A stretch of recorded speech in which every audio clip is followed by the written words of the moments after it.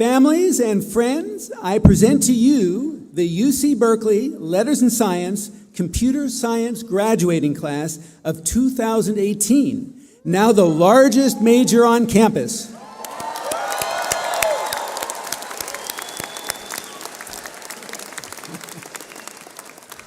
In fact, this year's CS 61A class had the largest enrollment of any computer science class in the country.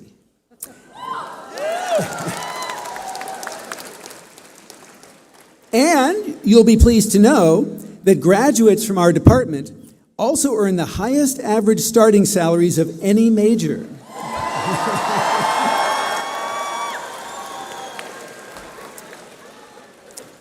So, these graduates are a very leading-edge group of young people destined to make a positive difference in the world, and we're so proud of them.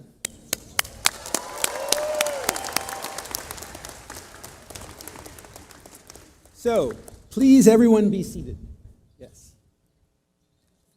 So, I'm Jim Demmel. I'm the professor and division chair of computer science, and I have the honor of presiding over today's commencement ceremony, recognizing the tremendous achievements of today's graduates. This is our second year breaking record numbers in the computer science division. Today we have by far the largest LNS-CS class ever. The size of our program has more than tripled in the last few years, from 270 to 1,640 majors. Plus, more than 1,500 additional students in their freshman and sophomore years who are yet to declare, after nearly doubling the year before. And there are 1,341 more majors in our College of Engineering EECS program. And these students, of course, share the classroom with students from other majors throughout the university. So, I'm often asked the question, why does everyone want to study computer science? So for some, it's the excitement of creating the technology that has now connected 4 billion people, more than half of the world's population, more people in the world who connect to the internet using a mobile phone than use a toothbrush, and that puts the world's information at their fingertips. For others, it's the opportunity to apply this technology to improve the lives of people in parts of the world where basic necessities of food, water, sanitation, medical care, and safety are a daily challenge, and opportunities to improve one's life through education remains but a dream. And for still others, it's the dream of creating that next multi-billion-dollar startup, the next Google, Facebook, Instagram, that captures the imagination of millions of people and adds something new to their lives and relationships. But really the answer is quite simple. Why study computer science? To change the world. These graduates join so many alumni of Berkeley CS who are doing just that. Folks like today's speaker, Diane Green, one of the leading entrepreneurs and leaders in the technology industry. My former grad school classmate here, Eric Schmidt, formerly the CEO of Google and now the executive chairman of Google's parent Alphabet. Steve Wozniak, the computer engineer who co-founded Apple. Bill Joy, who's been called the Thomas Edison of the internet. Eric Allman, who made internet email real. Barbara Liskov and Shafi Goldwasser, women of 2 generations who've received the Turing Award, which is the Nobel Prize of Computer Science, for their scientific achievements. Tony DeRose, who heads research at Pixar Animation Studios, and folks like Dan Garcia, who, with his colleagues, created the Beauty and Joy of Computing course, which now reflects the true diversity of our population and is on the path to putting the beautiful concepts of computer science into the hands and minds of high school students throughout the nation. So, my question for these wonderful graduates on the stage with me today is not, why did you study computer science, but are you ready? You've worked hard and learned a lot. Are you ready to go and change the world?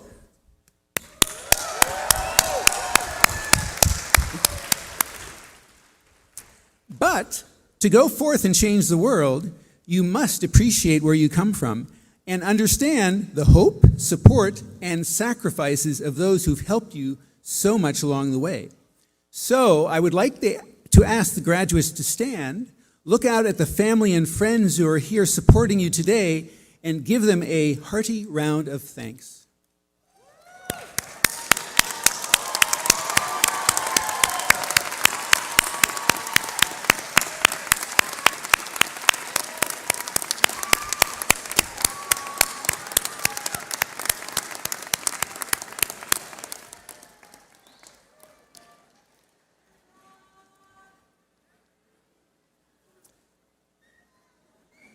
So there'll be a party later, don't worry.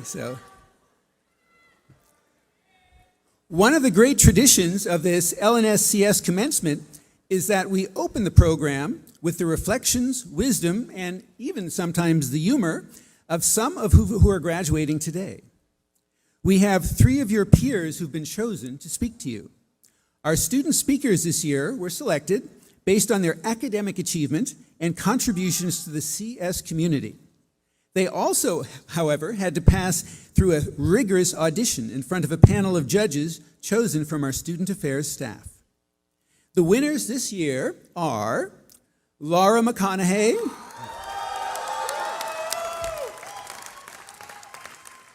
Divya Chandrasekaran, and Amit Akula. Could you 3 of you please come and join me at the podium? Please. Come up. Yeah, you can all stand in line. So Laura will speak first.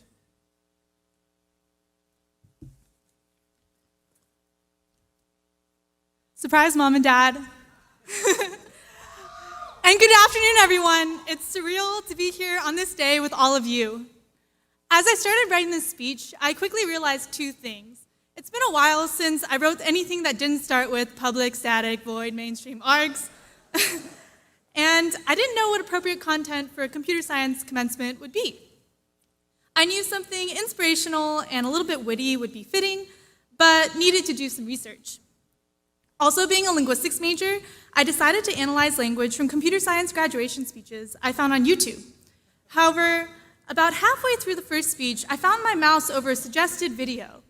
And unwillingly, I clicked. A couple of Vine compilations, dance videos, and talk show excerpts later, I emerged at the other end of a YouTube rabbit hole with a panic feeling that was quite similar to trying to catch up on lectures at 3 times speed. So instead of analyzing all these speeches myself, I took inspiration from my linguistics professor, Susan Lin, and wrote code to generate a commencement speech based off of speeches from YouTube. Here's what I came up with. We nobody does. That's why my husband always keeps telling me that you just gotta give. Nothing, all the rumors won't stop. Just keep pushing through it. Thank you to my internship. I still had 3 courses, and I see a powerful time opportunity. I was thinking, should I talk about me, or let's talk about something, the Apollo moon landing? Do not be afraid to go visit me. Here to introduce something else, fellow classmates, I hope you know.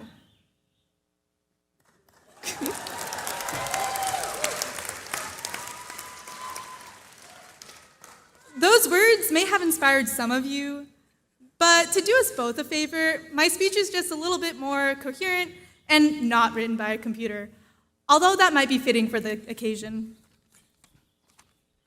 I came to college as a linguistics major, but my dad told me that if I'm going to be attending Berkeley, I'm required to take a computer science class. So I stumbled upon CS10, an intro to computer science course for non-majors with its welcoming title, The Beauty and Joy of Computing. The first lecture on abstraction got me hooked and gave me a new paradigm to analyze the world around me. Computer science transformed from guys in hoodies writing scary lines of code to a creative, highly applicable, and logical way of reasoning. I decided to take on computer science as a second major, but like many of you, I didn't know that I was taking on the perfect adversary.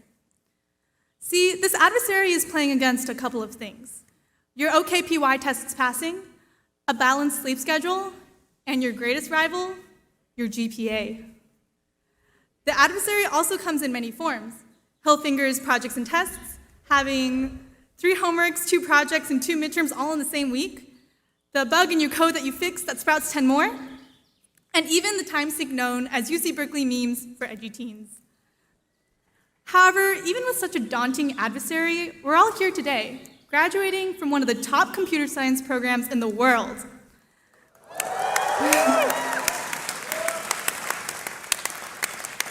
Getting here was a struggle, and you should all be proud of yourselves for this monumental achievement. So, what now? Well, most of you will be going off to work as software engineers at amazing companies, writing lines of code that seem like magic to anyone not in our field. You are now the makers of technology at the forefront of innovation. But these positions don't only come with free food, swag, shuttles, and a personal masseuse. No, they also come with great responsibility, because ultimately you're building products that will affect people's daily lives. When you're engineering products, you are implicitly and unconsciously biasing them towards your own preferences. This is something that's hard to change, but the first step is to be aware of it. A study at MIT analyzed the accuracy of facial recognition systems and found that for light-skinned males, the software had about a 99% accuracy. But for dark-skinned women, its accuracy was actually at about 65%. This is just one example in the sea of many that shows biases in algorithms as a reflection of their programmer. So how can you combat this? Well, it's important to curate inclusivity. The current demographic of software engineers does not reflect the general population that they're building products for. So remember to consider the people who aren't in the room when you're engineering. I challenge you all to be aware of the effects that your code may have. Otherwise, you may end up in front of Congress saying something like, "Senator, we just write code." Lastly, it is important to say that if you don't work on solving the problems that you care about, who will? Remember that you run the code doesn't run you. Letters in Science, Computer Science class of 2018, it's an unbelievable honor to graduate beside all of you incredibly intelligent and successful people today. I'm really bad at conclusions and goodbyes, but my speech generator is even worse. So I'm just gonna let it speak for me as a reminder of why we humans still exist. Students, graduates, I leadership proudly won. I'm proud of your rights. We've expects of diligently use with the real. Thank you.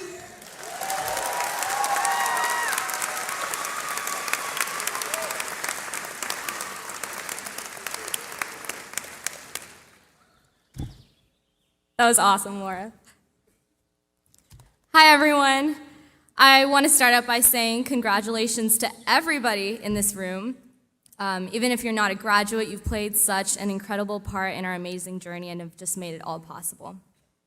But, of course, a special shout out to my wonderfully attractive and intelligent class of 2018 because we made it!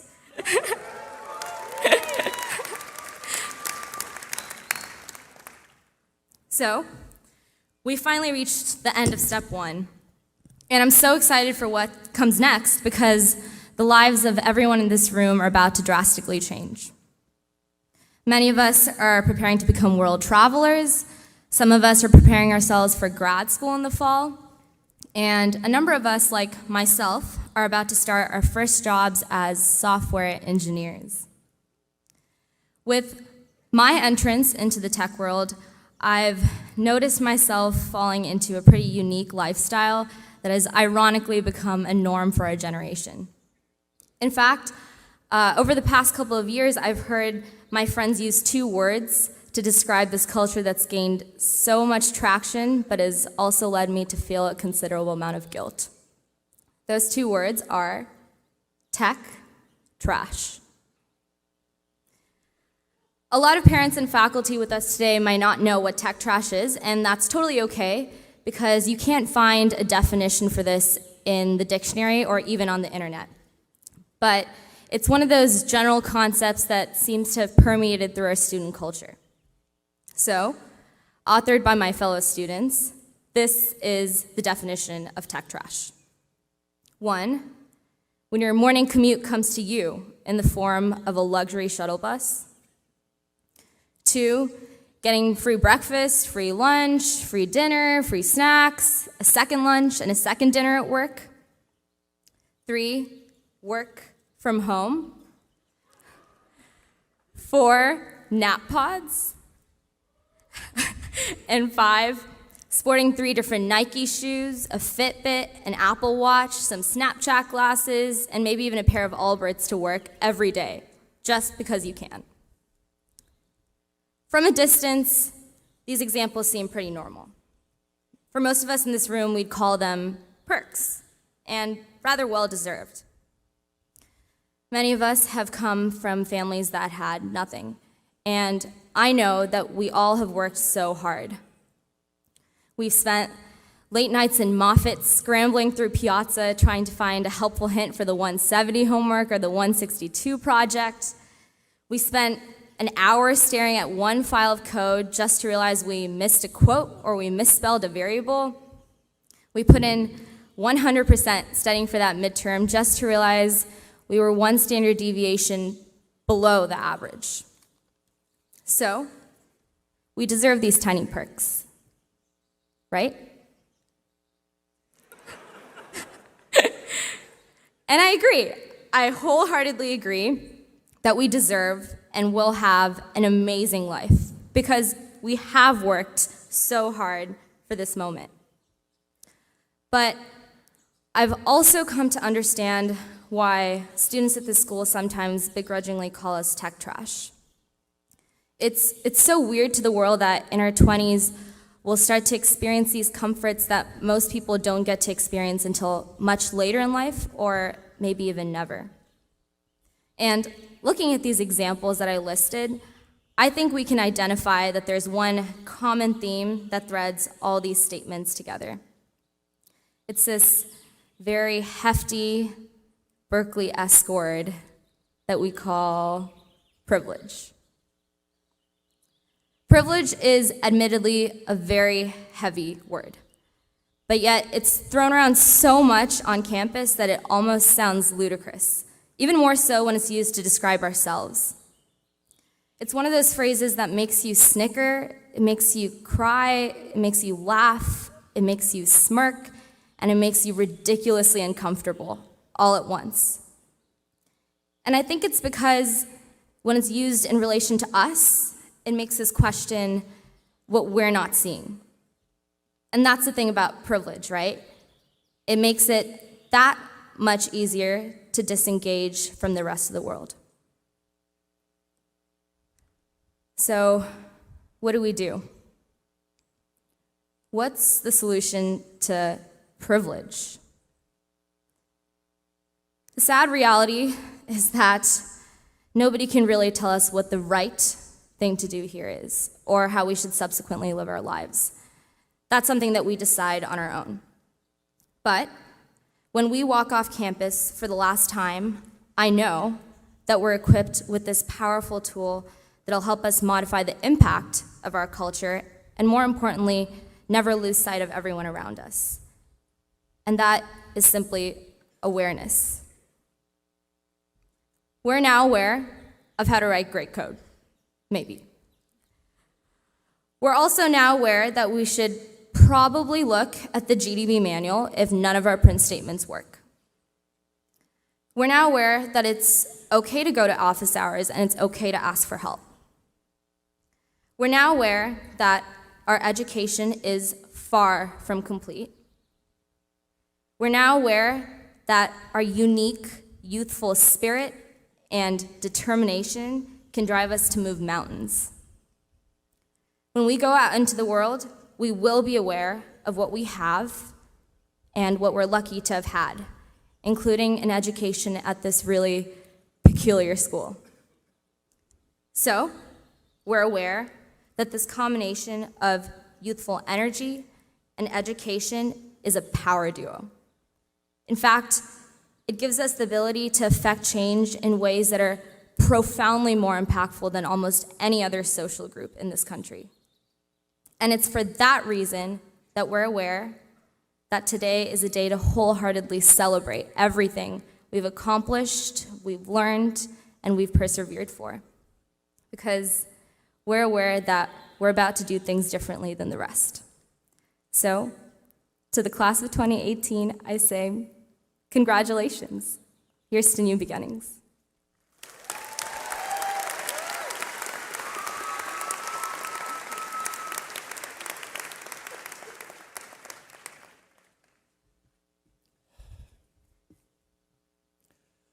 When I received my acceptance to UC Berkeley, I was sitting in an El Pollo Loco playing cards with my friends. When I read the email, the first thing I remember was my churro flying in the air as I threw my hands upward. And as my dad picked me up, I excitedly told him the good news. He smiled and gave me a big hug and said, "Now that you got into Cal, you can be so many things. A doctor, a lawyer, an engineer, a doctor." That was it. That was the first of many well wishes and good-natured advice that I received from my parents, friends, and teachers over the next few weeks after receiving my acceptance. Ourselves, our friends, helped us believe at that time we could do anything. And 4 years have passed, and for many of you, I hope you feel the same.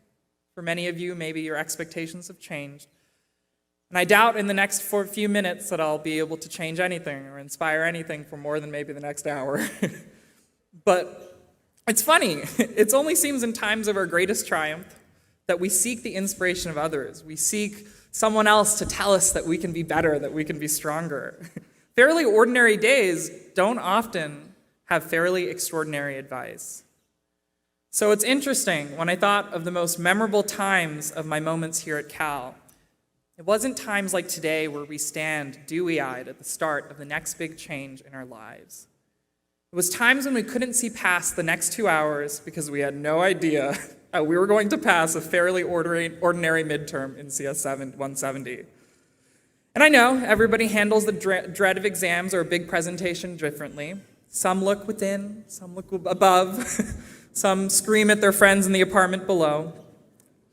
But that never worked for me. When I needed to be inspired to gear up, because I'm a nerd, I remember a scene from Lord of the Rings. Imagine thousands of orcs heading your way to fight a small and weary battle group of friends. So often in that movie, we're surrounded by people we have come to care about, waiting to face their impending doom. For a Cal student about to take an exam, I'm not sure what's a more fitting analogy for a midterm than that. I remember as we were about to take on an exam, as the midterm drew closer, with our collective anxiety growing stronger. As captain of the study group, I knew it was my job to inspire my friends to march into that midterm. And I still remember the words that Aragon said as he wanted to rally his troops. "I see in your eyes the same fear that would take the heart of mine. A day may come where the courage of man fails, where we forsake our friends and break all bonds of fellowship. But it is not this day. An hour of wolves and shattered shields when the age of man comes crashing down. But it is not this day. This day we fight." And my friend, almost certainly, in an attempt to mock my melodramatic theatrics, stood up to rally our study group, and she screamed, "To the midterm!" And it turns out that inspiring words does not help you prove that P is equal to NP. Or, make graphs on graphs on graphs. But that story told me something very unique about how CS majors are. No matter what the odds, no matter how screwed we are crazy enough to believe that we can beat the best of them. What has been so unique of my experience as a computer science major at Cal is that we are able to convince ourselves that whether it's a fairly challenging midterm or innovating for the next great thing, that we are up for the challenge. And I think I know why. One of my most important mentors at Cal, Professor Joshua Hugg, taught me that. Yeah, let's give a round of applause. Woo! He's right there, so we can embarrass him.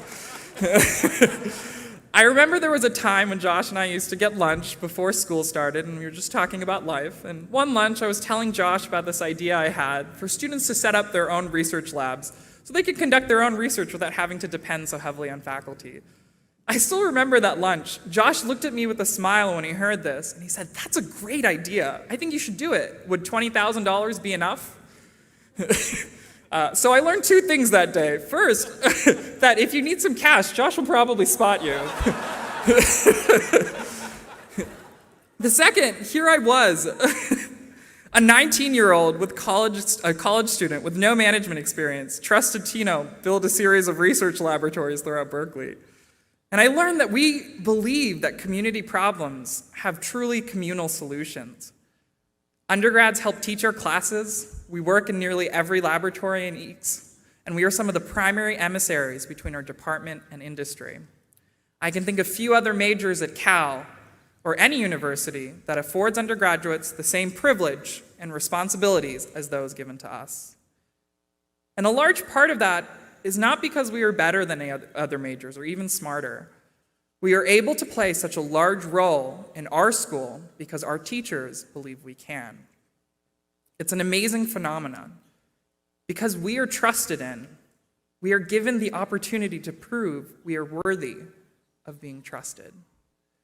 Here's the first lesson I learned at Cal that I think is worth sharing. A good student proves that they are capable of doing what they are taught. A good citizen recognizes that anything worth doing can't be done alone. So as we take the stage today, let's recognize that we are not starting something new, but joining a celebrated tradition. And let us recognize and realize that our most important job is not solving all of the hardest problems ourselves, but making space for the next generation the same way our mentors are doing for us now. Because Josh shares the unique brand of crazy that so many of us have, this year he decided to spice up his day job. He's the professor of a second-level data structures course, CS61B, by giving students a project where they literally build their own world.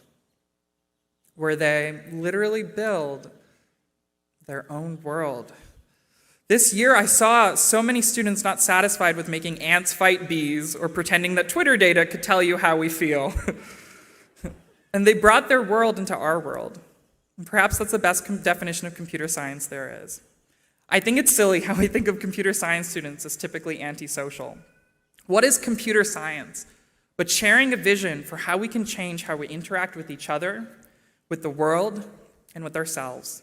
What can be more social than a group that routinely rewrites the social fabric of our society? But maybe those who criticize us about what we choose to focus on, or those who joke that we can be out of touch, have a point. That we as a major could be more social is not a fact, not a statement to be written down in a speech long forgotten. It is a challenge. And that challenge comes not without difficulties. 2 years ago, as I began my junior year at college, I started throwing up, started sleeping for 12 hours a day. I stopped being able to go for my classes. At first, my research professor saw me less and less, and then came the lack of attendance. This semester, a class that I'd been waiting to take for over 5 years, I had to drop because I could barely move. When your friends, when your colleagues, and when your professors help you and support you, and you feel that's still not enough, there may be a time where you lose your belief in yourself. A few weeks ago, as I was crying on the floor, there was a moment where I thought I almost wouldn't graduate. I saw the finish line, and yet I didn't know if I would cross it. When people start calling you abusive or gone or disappeared or think that you're not worthy, there may be a moment where you feel you start to believe them. And that's what scares me more than anything. To believe that you are a monster, to believe that you're not worthy, to forget yourself in hate or jealousy. And I started to believe them, yet 2 weeks before today. And because of that, I have never been more grateful for that lesson. Because in that moment, I saw no difference between me and the thousands of people who are not here today. I saw no difference between the voices that we do not hear, the people we do not see. Our job today is not to write code. It's not to get perks. It's not to change the world with an app, but to change the minds of those who you will never talk to, of those you will never interact with. And so if you ever feel you're not good enough, just remember, of all the people who stand behind you and who are not here, for me, when I feel lost and hurt, I think of my mom, who stayed with me for hours hugging me at the top of a mountain to keep me warm when I was 8, because I thought I could go skiing in shorts. It's a pretty dumb child. I think of my dad, who was generous enough to not give me just 1, but 3 career options. I think of my brothers and my friends, my teachers and my mentors. I think of In and Out with Dylan, Ash, and Karina. I think of laser tag with Mohini, and I remember that I'm not alone. And in my worst moments, I remember my 8-year-old cousin who would wipe my tears out of my eyes and say, "Don't cry." And today, because of them, I know who I am. And if someone asks, I will tell them that I am the son of immigrants who escaped at gunpoint to come and search for a better life. I will tell them I spent the rest of my life, and I will spend the rest of my life, living up to the legacy set by them and by those who came before me. Because of my time at Berkeley, I will tell them I got to develop new tools to diagnose multiple sclerosis, that I was entrusted to teach hundreds of new students about the secrets of data structures, that I got to build a laboratory run by students, and I got to meet a United States president. And starting today, I will tell them that I am a proud graduate of UC Berkeley with a Bachelor's of Arts in Computer Science. Woo!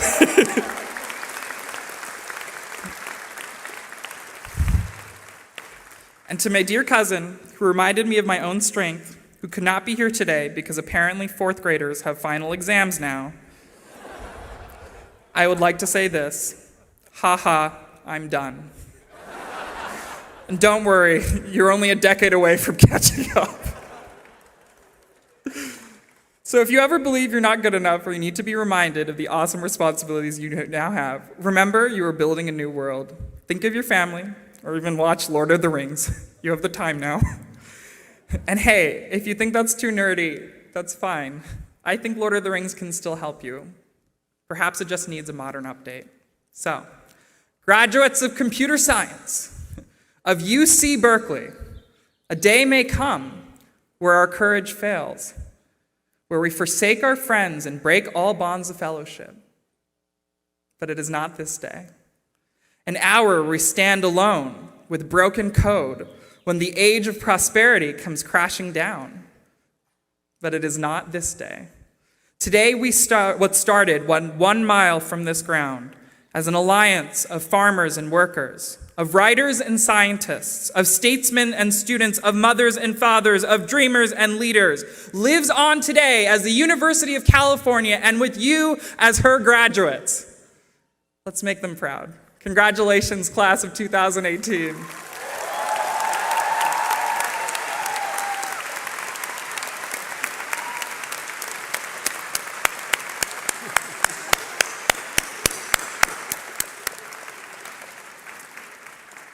Thank you so much for those wonderful speeches. So our next speaker is going to be someone you just heard about, Professor Josh Hugg, who was chosen by a vote of the senior class to deliver the faculty address. Thank you, Jim.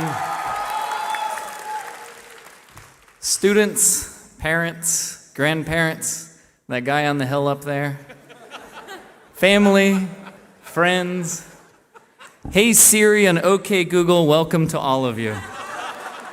You know they're listening. They're always listening. So I want to stay on their good side. So just to get a sense, how many of you guys took a class with me at some point? All right.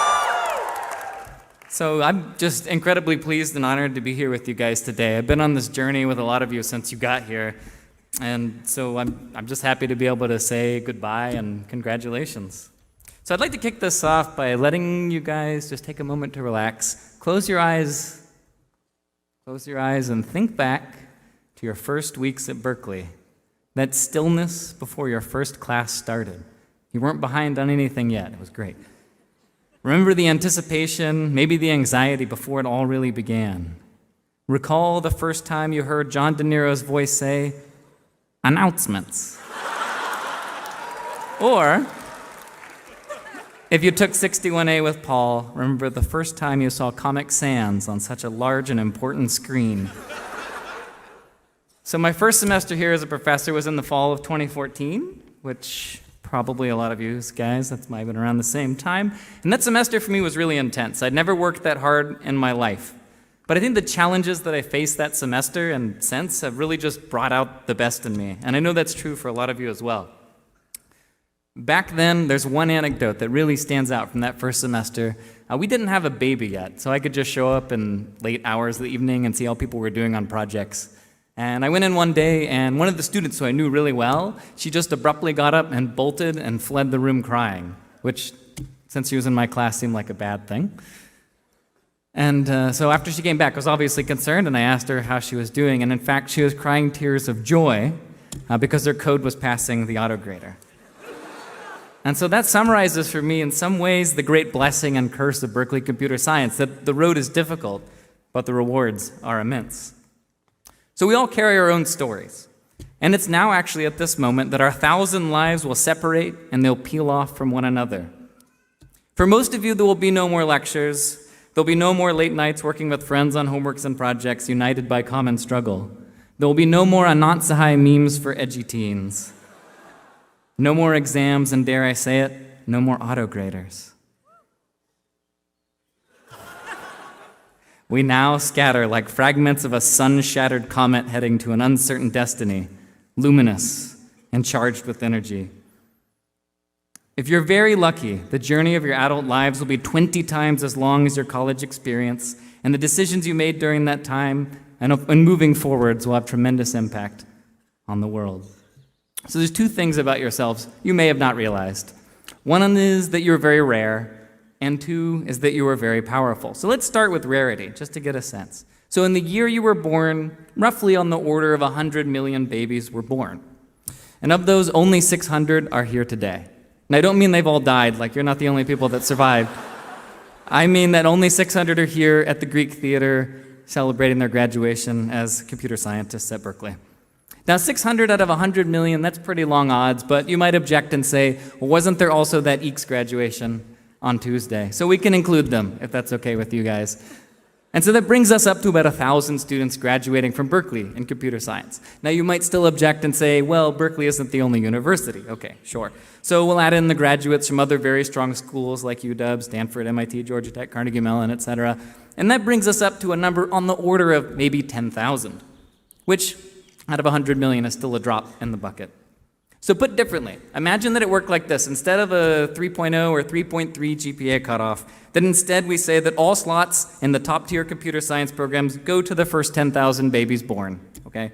So at midnight at January 1st, you open all the slots. And you say, come, babies, join, be great computer scientists, and they're hopping through, they're all excited, share in this bounty, but then at 1 a.m. you just shut the gate, and that's it. No more babies can be computer scientists this year. That's what we're talking about. You are very rare. So now on to power. Many of you guys, not everybody, but many of you are between 20 to 24-ish, and the median salary for Americans in that age range is around $27,300, okay? Now, it's not uncommon for companies to want to pay you 3 or 4 times as much, even more perhaps. As I've mentioned, the other speakers, companies in the industry, they provide these perks like free meals, free transportation to work, life coaching, nap pods, as was brought up, paid time off for volunteering. They will freeze your eggs. They will give you unlimited in vitro fertilization at Spotify. And it's real, and it's very expensive. So why?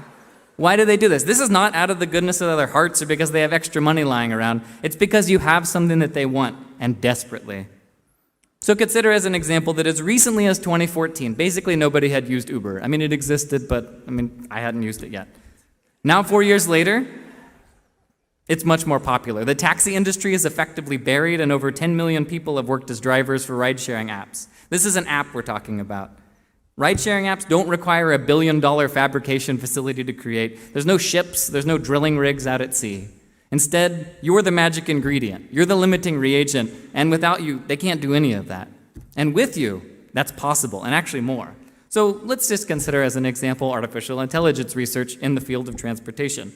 If it succeeds in automating all that driving that Uber and Lyft are selling, then the results are going to be just nearly beyond comprehension. Imagine a world where nobody drives, basically.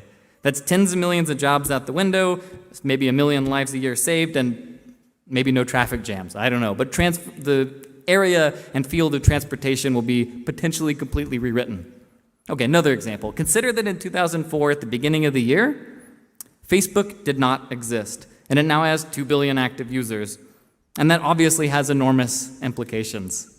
So these days, many people don't think of getting their news from CNN or the New York Times or PatriotAlert.com, but instead, they think of it as just from Facebook. And given that Facebook actually adapts and shows us what we want to see, that means that we all can retreat inside of these bubbles of perfect consensus. And there are those that worry that we're basically partitioning society into mutually hostile tribes that cannot communicate and will not communicate. Consider that in 2015, almost nobody thought that the world was flat. Well, at least when I looked at Google Trends, it seems to be the case. However, YouTube now provides a platform for anybody to explain that Antarctica is not the south pole of a sphere. Instead, these videos describe that it is in fact a gigantic ice wall, heavily patrolled by the world's militaries to hide a vast satanic conspiracy. These videos today, they gather routinely over 1 million views, and the first Flat Earth conference was held in Raleigh last year with over 500 attendees. Now that seems like a silly example, but I believe that it illustrates that you're going to change the world whether you like it or not. You guys, you wield a lever that can move the world, and you will move it. If you like eating, clothes, shelter, that sort of thing, you're going to have a job for a long time. And many of you have already chosen your first job, but this is just your first. Over your career, you'll have many. You'll have no shortage of options. So I'll close by reminding you that this bounty you enjoy is not just the result of your own tireless efforts here at Berkeley and over your lives, but is instead the result, largely, of innumerable decisions by the billions of minds who came before you. It is the result of sacrifices and hard work by your parents and those of their generation, and their parents before them, and their parents before them. The world we inhabit is only as good as the world that was left for us. So remember this. This is maybe my takeaway for you guys. Every time you decide to work for a company or organization, you are voting for its vision. You are contributing your blood, your sweat, and your mind to moving the world in the direction that that organization seeks. And if you don't like the organizations that already exist, create your own and recruit others to help build your vision. The destiny of this world is in your hands. Choose wisely. Love you guys. Good luck.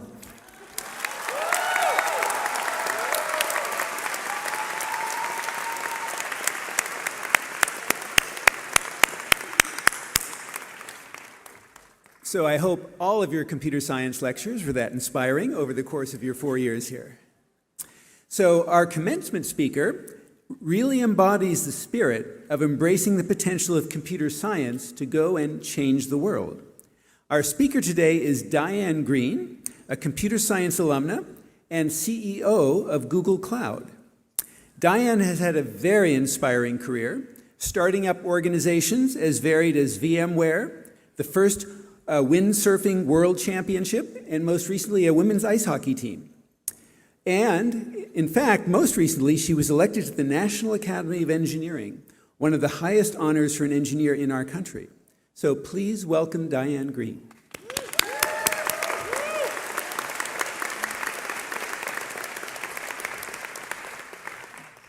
Hi there. What a phenomenal set of speeches, all of you. But good afternoon, class of 2018. I can see you're all doing pretty well. Yeah. And greetings to your family, your friends, and congratulations on your graduate, and congratulations to your great professors. Clearly, you're graduating from one of the all-time great universities of our world, and in particular, as was said earlier, from one of the very top computer science departments in the world. We're all so honored to be here today and helping you celebrate. So in considering this speech, I did not plan to talk about Google and the perks. I heard you'd already chosen your jobs. No. But I did consult my 19-year-old daughter, who said I should talk about how I haven't done things very conventionally. She likes that about me because it makes her feel like even in today's hyper-competitive environment that it's still okay for her to be her. And my career, it is true, has been fairly adventurous, and the paths I've chosen have not been on the straight and narrow. So first, a little explanation of what made me so adventurous. I grew up on the water, and I was able to take a boat out on my own as soon as I could row. and as long as I wore a life jacket. It was pretty low tech. I also had two older brothers that did lots of interesting things, and I always tried to keep up with them. My parents founded a progressive school, which I attended. We memorized lots of poetry, including one of my favorites, John Masefield's Sea Fever poem, which is really simply about the call of the sea and how simply someone can be happy. I also took validation from The Wind in the Willows, where they said, "Believe me, my young friend, there's nothing, absolutely nothing, half so much worth doing as simply messing about in boats." Now, I know you'd say in computers, but what this said to me was it was worthwhile to do what you love, and that messing about in boats was perfectly okay. And I started racing sailboats in grade school, and despite it being purely for fun, it taught me process and perseverance. I recently heard a very impressive definition of process from a Professor Mike Wallace. He said, process is a tool for making sure you minimize your mistakes. In order to race a sailboat, you need to prepare the boat, do the engineering on the sails and the cleats and the lines, etc. And then you need a great crew, and you need to practice. And now I've got a little bit of a long quote. It's one of my favorite quotes. It's from Patrick Kennedy's remembrances of his father, Senator Kennedy's death from brain cancer. He said, "When I was growing up, my father would arrive late in the afternoon from Washington on Fridays, and as soon as he got to Cape Cod, he'd want to go straight out and practice sailing maneuvers in anticipation of that weekend's races. And we'd be out late, and the sun would be setting, and family dinner would be getting cold, and we'd be out there practicing our jibes and our spinnaker sets long after everyone else had gone ashore. And one night, not another boat in sight on the summer sea, I asked him, 'Why are we always the last ones on the water?' 'Teddy,' he said, 'you see, most of the other sailors that we race against are smarter and more talented than we are. But the reason why we're going to win is that we will work harder than them, and we will be better prepared.' He said, 'My father believed that to do a job effectively required a tremendous amount of time and effort, and I've definitely found that to be true. The secret is to like what you're doing and be interested in it and enjoy the people that you do it with. Then that tremendous time and effort will be fine. A sailboat race requires a plan that incorporates the wind and the tidal currents, the competition and the race course. Which end of the starting line is favored? Which competitor to keep an eye on? What's the big picture in terms of what to prioritize? And then there's long-term thinking over short-term. Sometimes you take some bad wind shifts to get to a hugely favorable wind shift that's on the other side of the course. I could go on and on. I loved it, and when you love doing something, you practice and you get good at it. One of my sailing experiences gave me an unexpected lesson about powering through uncomfortable situations and about inclusion. I've depended on it ever since. It was in 1972, and I was one of 8 crew, the only woman, in a sailboat race to Bermuda. That year, we got hit by the worst hurricane that had ever hit in the month of June. And one of the biggest problems with being on a sailboat in a big hurricane is you get these gigantic waves. And if the boat gets going too fast in the wrong direction, it just falls off the wave and drops 50 feet. And the boat isn't designed to handle that kind of impact. Because of my small boat racing, I was able to steer through the waves in a way that kept us from doing this. And after the race was over, one of the men in the crew told me he was initially quite upset to see me in the crew. But now he thought I actually made the atmosphere better, nicer, as well as adding a bit of value with my steering expertise. And I've always remembered that when I felt a little uncomfortable. I'll get through this. Even if people don't seem to want me in the group, if I persevere and prove my value, they'll come around. So my college years were mostly focused on boats, in case you hadn't noticed, And I did a lot of different things that I can't say contributed much to the world other than fun, but I was engaged and I was learning tons. And as an aside, we humans were not designed for doing everything as quickly as possible. A giraffe is able to run at full speed within an hour of being born. In our first hour, we're basically able to open our eyes and make some grunting noises. There's a lot of evidence that humans do better when we slow down, go deep, and focus on the details. A physics professor once told me that he'd mentored and worked with 4 different people that had won Nobel Prizes. He explained that the way he attributed this to was that he had these people focus on a very narrow area and go very deep so they thoroughly understood every detail in a given area. Paying attention to the details, holding your work to a high standard, it reaps rewards, and the best people I've worked with are like that. I met my husband, Mendel, here at Berkeley, and around the time that he was finishing his PhD, we were in an elevator with my advisor, and he asked Mendel what he wanted to do when he graduated. Mendel said, well, maybe I'll be a professor, at which point the advisor said, well, you better get publishing, because it takes about 10 papers to get a job at a top university. Well, Mendel graduated with 1 publication. It did happen to win the ACM Distinguished Thesis Award, and it did get him offers at Stanford and MIT. Berkeley doesn't hire its own. But it was a good lesson in quality over quantity. So I went from college to naval architecture grad school at MIT. It was incredibly exciting for me to be around so many smart people and have such rigorous courses. I also somehow started hanging out with the artificial intelligence community. In high school, I'd read a bit about how the brain worked, and it was super interesting to talk to these people that thought they were going to be able to use computers to model how the brain worked. I also, a bit to my naval architecture advisor's chagrin, had a side job during grad school running windsurfing regattas all over the world. I ran one in San Francisco and immediately decided this is the best place in the world to live. It wasn't as expensive as it is now. When it came to apply for a job, I wrote a firm in San Francisco and didn't hear back, so I called the guy, and he said, oh, we're really not hiring. And this is when I had a very charming experience, because I kind of resigned myself, okay, I'm not going to get a job in San Francisco, I'm going to have to go to Texas.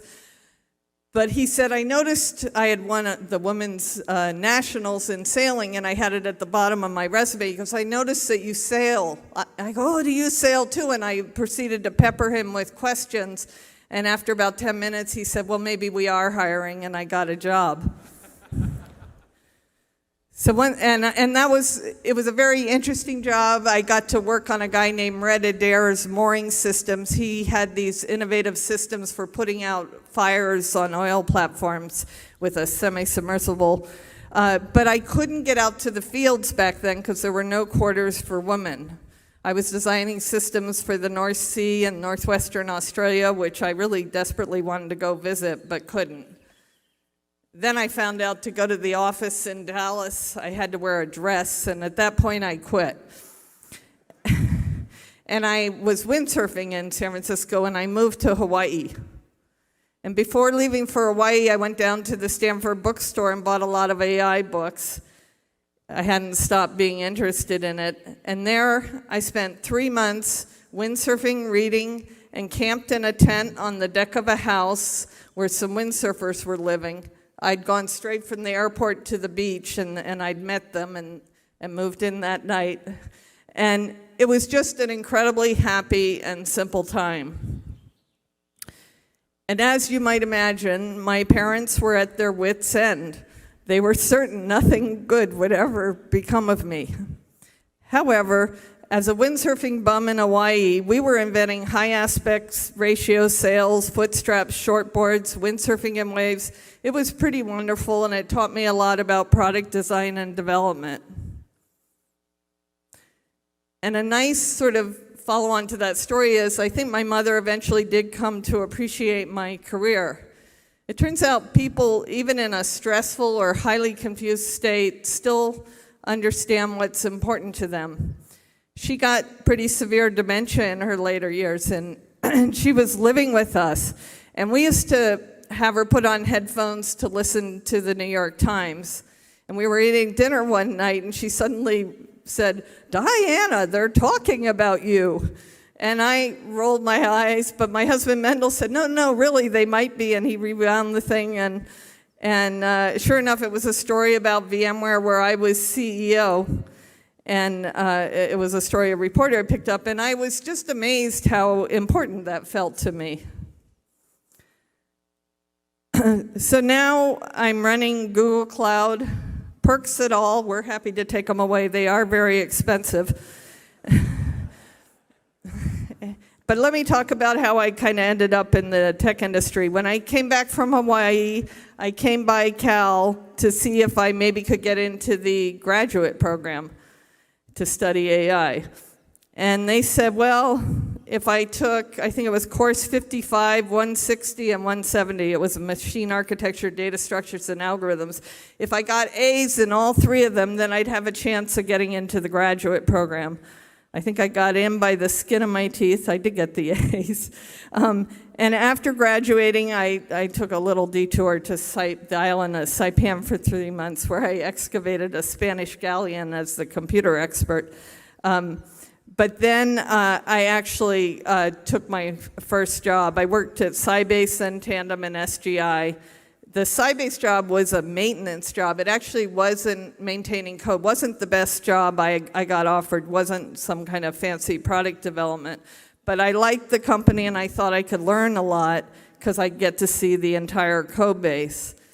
And as it happened, the role did. It let me see some major performance improvements that were possible. Asynchronous I/O didn't exist yet. And so I partnered with an OS engineer at Sun. We made some changes, and we won all the database benchmarks, and that distinguished both of us. After that, after SGI, I was involved in 4 startups. They all had good outcomes. In some of them, we had to course correct, but I can't overemphasize that choosing what to do part. Take your time and choose from lots of choices. The philosopher Émile Chartier said, "Nothing is more dangerous than an idea when it's the only idea you have." So on navigating and course correcting, I really believe you can make almost anything successful if you're tenacious and constantly and brutally course correcting. But it does matter to start with a good idea, and then you still need to work hard and do excellent work, which is rewarding.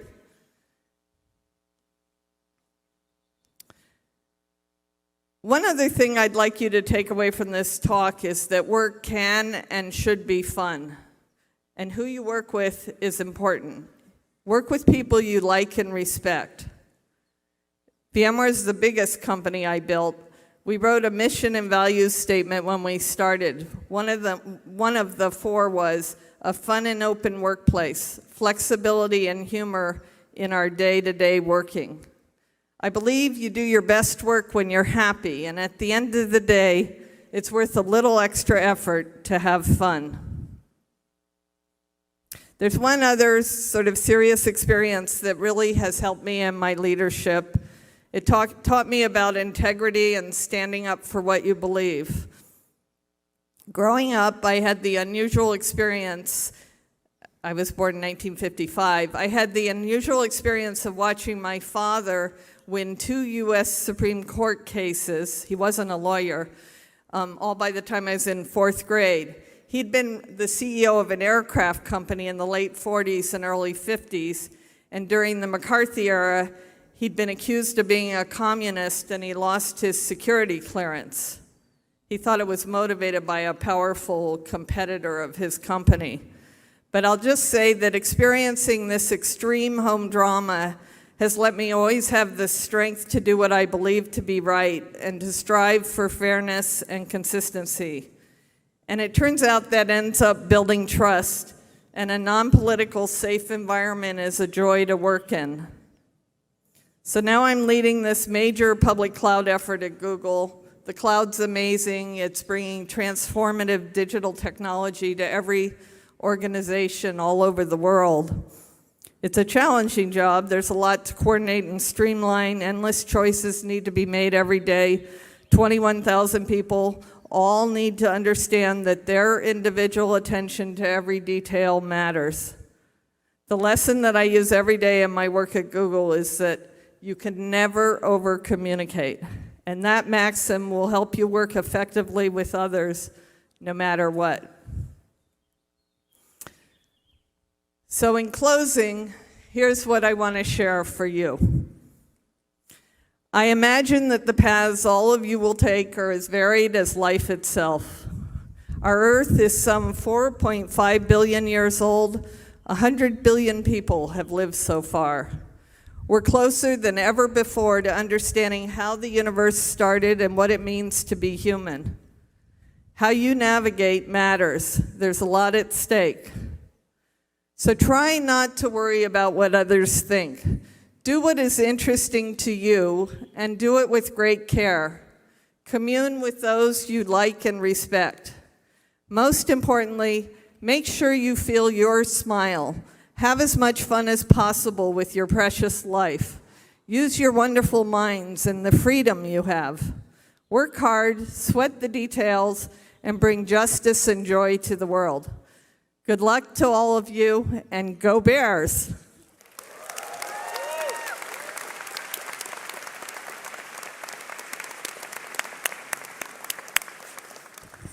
So thank you, Diane. I hope you're all inspired to sail forward and have a wonderful career. So next, we're going to move on to our Outstanding Teacher Awards. So the Computer Science Division has 2 awards for outstanding teaching.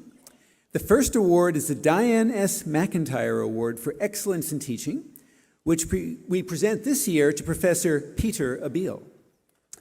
So Peter's not here. So the McIntyre Award is given in memory of Diane McIntyre, who received her PhD in computer science here at UC Berkeley and went on to teach at Mills College. She is remembered for her respect for and her commitment to her students. So Peter Abil is an exemplary teacher and mentor who has brought innovation and drive to the courses he has taught and inspiration to the students he has advised. His work over the years, teaching CS 188, Introduction to Artificial Intelligence, has brought great advancements to the teaching of AI, creating technology specifically to enhance instructional methods. In addition to teaching CS 188 to hundreds of Berkeley students, Professor Abil has offered his online MOOC version of the course in AI to over 35,000 students. The materials he developed for CS 188 have spread over the years to dozens of other instructors, and his influence as a teacher has had a great impact on our department as well as on the pedagogical community at large.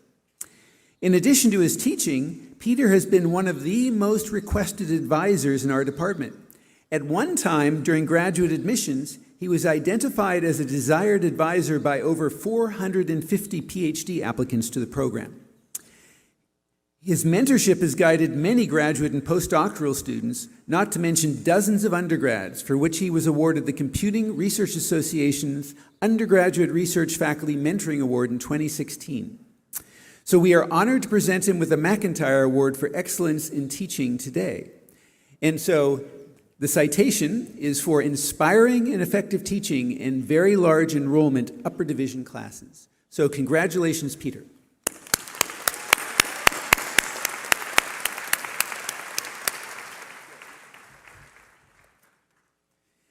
The second award is the Jim and Donna Gray Endowment Award for Excellence in Undergraduate Teaching.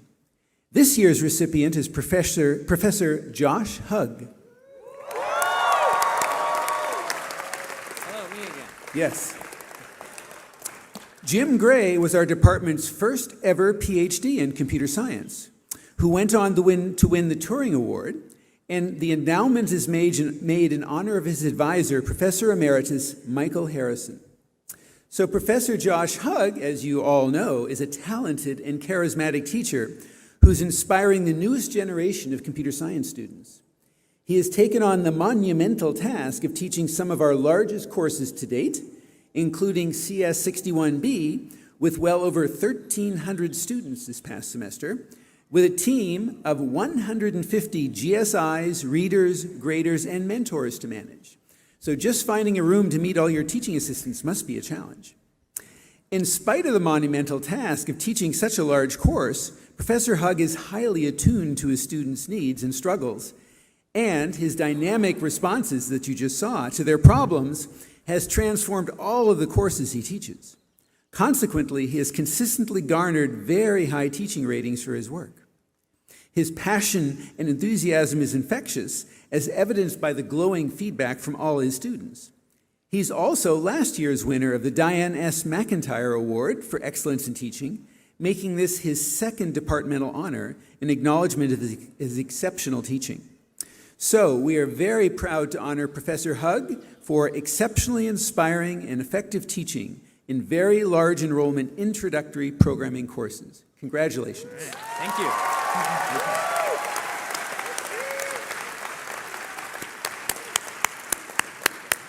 So now I will turn over the microphone to Dan Garcia, who will present our student awards.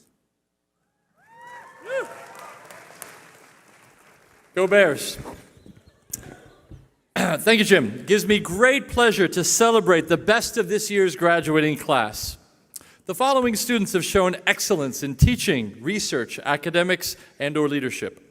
Will the following students join me up here, right into the side, queuing up in the following order? This is a long list, so get ready. James Weggio, remember your name, remember your order. James Weggio, Jennifer Chen, Jennifer Thakkar, Madeline Wu, Tammy Nguyen, Fahad Kamran, Tiffany Parampil, Tanai Nathan, Maddie Wu, Adith Balamugran, Juan Park, Priyanka Baj, Michael Abudi, Wilton Wu, Julian Kudzis, Nee Quach, Garrett Thomas, Jacqueline Garcia, Ricardo Herrera, Jobel Vecino, Laura McConaughey, William Wang, Juan Feng Chui, Bar Karapitov, and Karina Gut. Woo! These are amazing folks. These are amazing folks.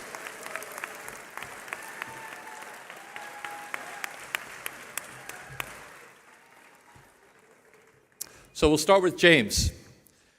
Professor John De Niro writes, James led the CS61A core staff for multiple semesters, serving as its leader and a superb example for hundreds of fellow instructors and many thousands of students. He was tireless in his quest to make taking and teaching the largest course on campus a personal and rewarding experience. James will be serving as the co-instructor for CS61A this summer. Congratulations, James. Outstanding, outstanding. You can just queue up over there. Thank you very much. Jennifer Chen. Again, Professor John De Niro writes, Jenny? Yeah. Jenny led both support and content development for CS61A over multiple semesters. As a star in both of these roles, she not only created the most challenging problems that first-year students face on campus, but also made sure that those students had the resources, tutoring, and support they needed to solve them successfully. Congratulations, Jennifer. Congratulations. Wonderful. Jennifer Thakkar. Professor John De Niro again writes, Jen created and administrated a large portion of the software that makes CS61A run smoothly, and she was the best head of scoring and grading for CS61A in recent history. Jen also mentored and advised many members of our CS61A student development team. Jen will be serving as the co-instructor for CS61A this summer. Congratulations, Jen.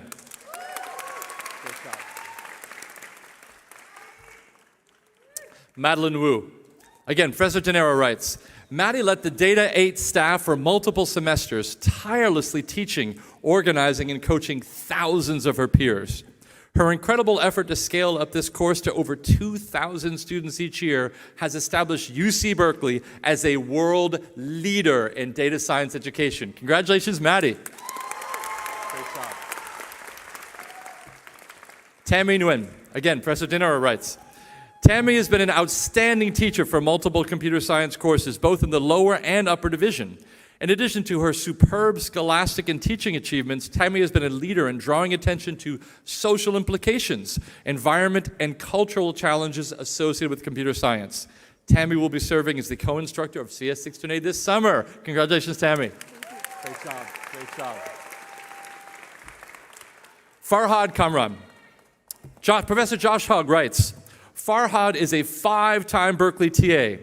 He also spent a year as the president of CS Mentors, helping grow the organization to over 100 tutors and over 800 students.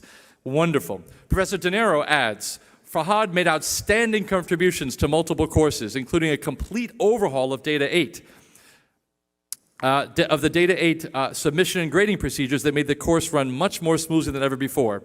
He also led a massive expansion of the free small group tutoring for computer science, data science, and EE as the president of CS Mentors. And again, Professor Dave Wagner even adds, I'd like to recognize Farhad's outstanding service to his fellow students through his work as a TA for the Foundation of Data Science. He's been a TA for 4 semesters straight and one of the core crew as we grew this course to an enrollment of 150 to over 1,000 today. He's a wonderful teacher, has been a tremendous contributor to data science program here at Berkeley. Thank you for all that you've done, Farhad. Outstanding, outstanding, wonderful. Tiffany Parampale. Professor Josh Hogg writes, Tiffany's been a TA in our department 6 times and also been instrumental in recruiting others into the teaching community. She's been the leader of CS Mentors as well as an instructor for our Introduction to Teaching Computer Science class, CS 370. Professor De Niro writes, as the head of teaching and support for CS 621A, Tiffany invented a large number of new ways to ensure that students could quickly develop into effective peer tutors and contribute to the education mission of the university. She's the first undergraduate ever to win the Campus Teaching Effectiveness Award. Congratulations, Tiffany! Congratulations. Yeah. Thank you. Tanae Nathan, thank you. Professor David Wagner writes, I'd like to thank Tanae for his work teaching his fellow students data science. He's great at explaining complicated subjects, and I want to take a minute to embarrass him by quoting, this is Professor Wagner, quoting from one of his students' evaluations of his teaching, quote, best dude ever, very clear and informative. I had to use the hand. We wish you all your best in your future endeavors. Congratulations. Outstanding. Yeah, good. Okay, yeah, I got that one. Right there? Yeah. Adith Balamurugan? That's right. Professor David Wagner writes, I'd like to recognize Adith's service to his fellow students helping to teach foundations of data science and Stat 88 and his cool machine learning research. Adith, we're proud to have you as a Berkeley graduate. Congratulations. Outstanding.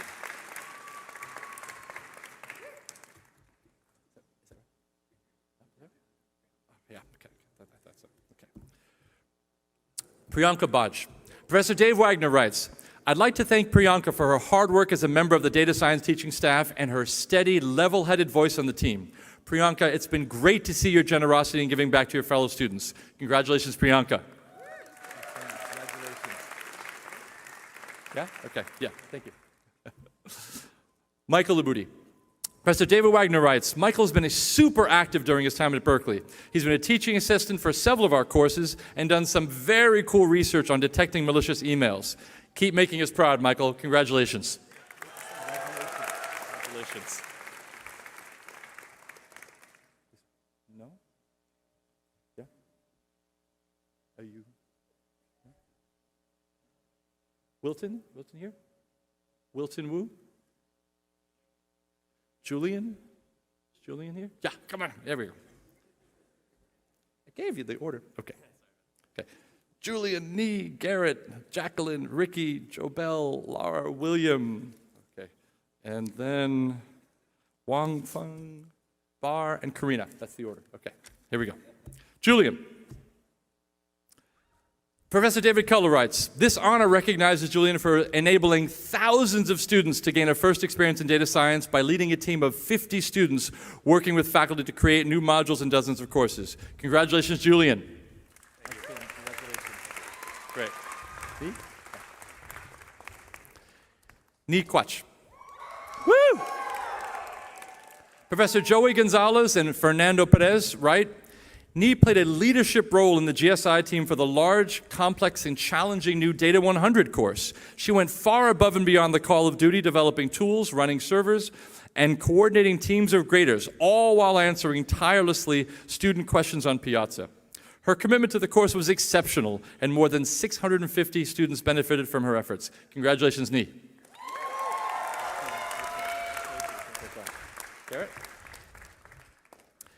Garrett Thomas. Professor Peter Abeel writes, Garrett double majored in computer science and mathematics. Garrett has been able to maintain stellar coursework, exemplified by his 4.000 GPA, including how many A pluses? 1, 2, 3, 4, 5, 6, 7, 11. I need my foot. 11 A pluses, while consistently taking a heavy course load. Garrett has also done research in Professor Abeel's Robot Learning Lab. This has resulted in 3 top-tier conference papers. One of the papers won Best Paper at the Neural Information Processing System Conference, the world's biggest machine learning conference. And another paper was finalist for Best Paper at ICRA, the IEEE International Conference on Robotics and Automation, the world's biggest robotics conference. Congratulations, Garrett. Outstanding. Outstanding. Wonderful. Jacqueline Garcia. Professor Joe Hellestein writes, Jackie is a first-generation college student from Compton, a Bergeron STEM scholar, and the National Collegiate Boxing Association champion. Woo! She's a brave fighter on a number of fronts, and I'm proud to have known her as a student, and I am as well. Congratulations, Jackie.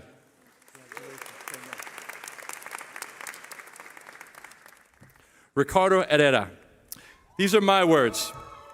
Ricky was a star student in my CNM 190 Advanced Digital Animation class, working with a 12-person group to create an amazing animation that we took all around the Bay Area to Pixar and ILM.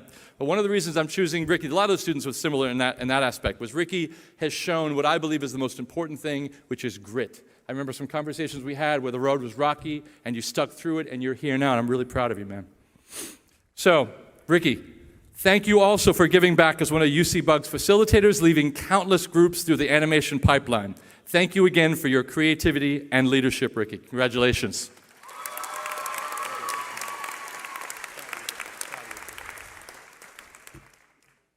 Jobel Kyle Vicino. Professor Josh Hugg writes, Jobel has been a fierce defender and advocate of his fellow students. Unafraid to challenge entrenched power structures, I have no doubt that Jobel will go far in improving the world. And these are my words now. It's been an honor to work alongside you, Jobel. Jobel, I found you an extremely thoughtful and caring educator, and you've given many, many years of service to CS10, including as head TA, and he will be co-instructor for this summer. Congratulations, Jobel.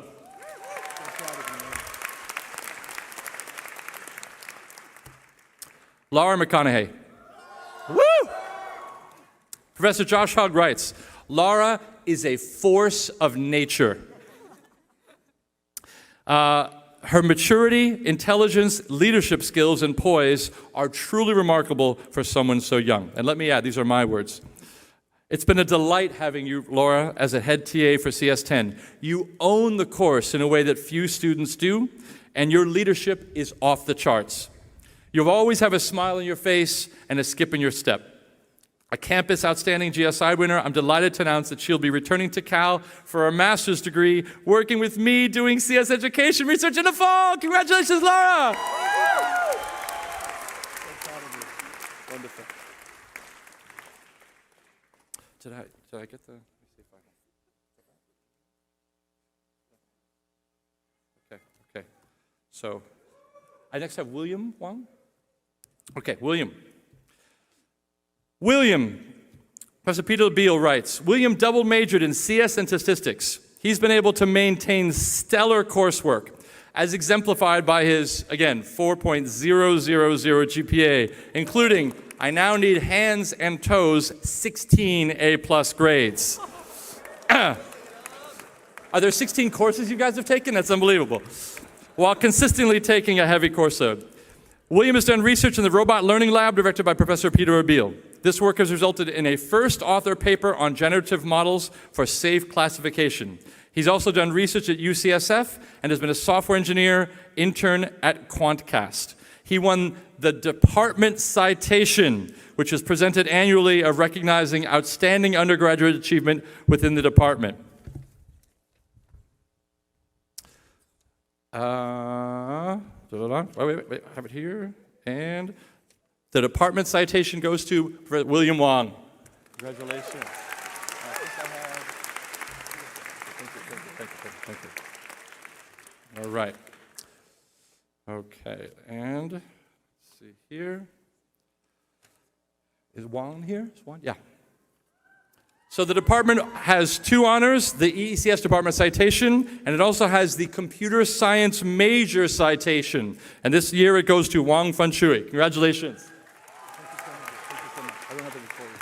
Thank you so much. Okay.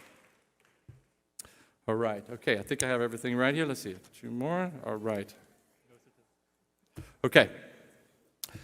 Now, we'll be presenting the inaugural annual awards to recognize the contributions and achievements of our CS scholars.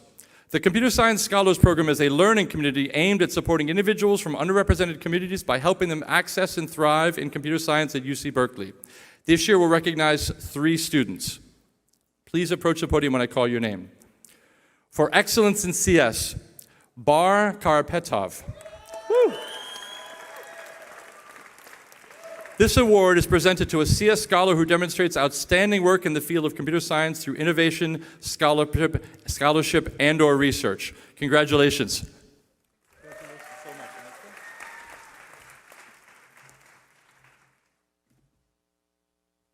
Okay, wonderful. Karina?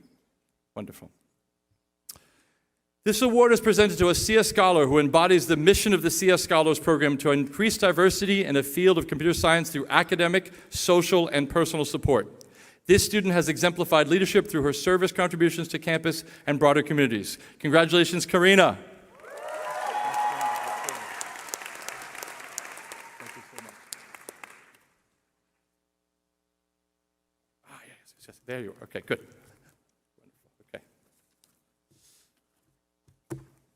Professor David Wagner writes, Wong has been doing great research on computer security and machine learning. It's been inspiring to see his work ethic, his problem solving, and his patience and persistence in dealing with the inevitable setbacks of research. Next, he is off to the PhD program at the University of Michigan. We're proud of all your accomplishments, Wong, and wish you great success in your future studies. Congratulations. Let's have a big round of applause for all of our student award winners.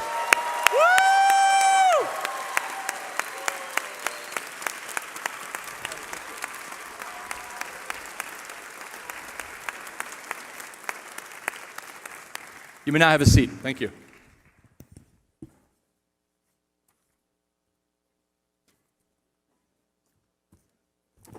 This year, we have more computer science graduates than ever before. We have great hopes that many of you will go on and do great things for your communities, for your country, and for the world. And we want to hear back from you when you achieve your major life goals. We care about all of you. Not only today and as you leave us as graduating seniors, but as our alumni throughout your lives. We now take this opportunity to recognize each of you by names. Now, Professor John Zanero and David Culler will present the degree certificates.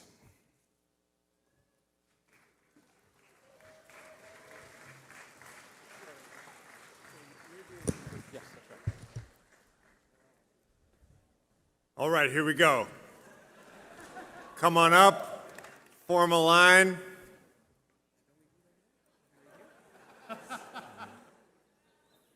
And I'm going to go over there.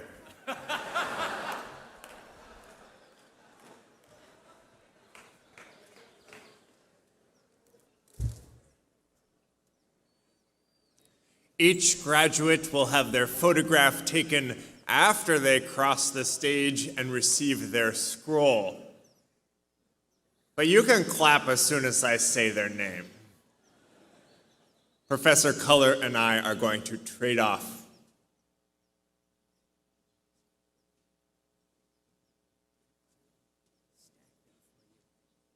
Get them organized and stacked.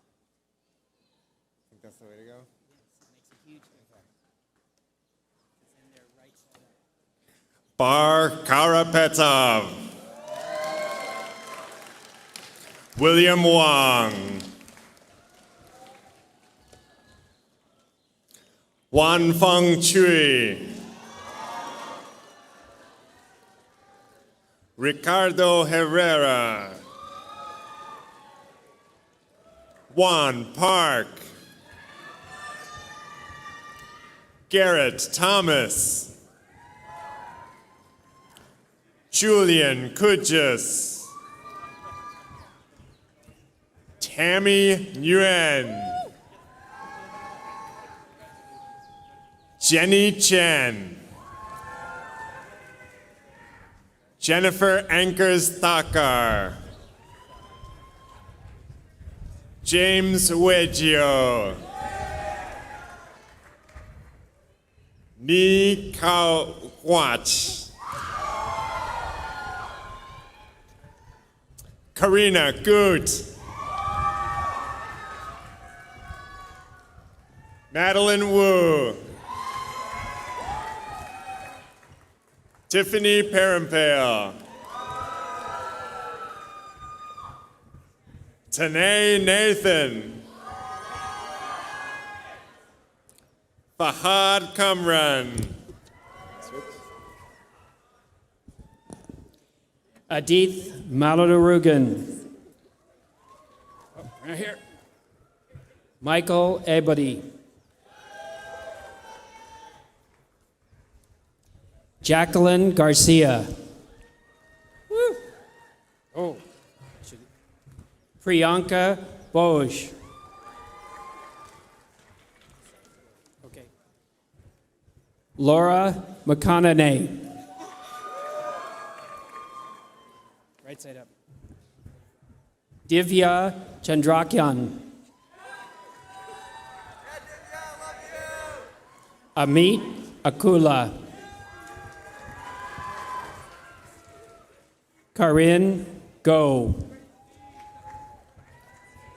Jobel Vecino. Simon Bahar. Evan Shang. Cindy Liu. Gurik Sidhu. Yulan Chen. Morgan Ewing. Hannah Hay. Triyayas Kalyan. Rahul Renekar. James Liao. Mikey Renton. Konstantin Chinekik. Megan Jew. Narisa Lin. Abraham Lin.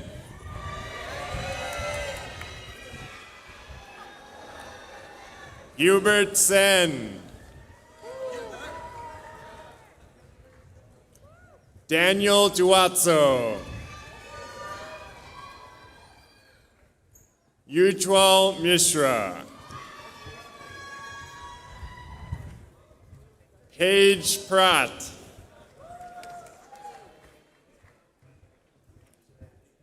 Daichuan Lily Lin.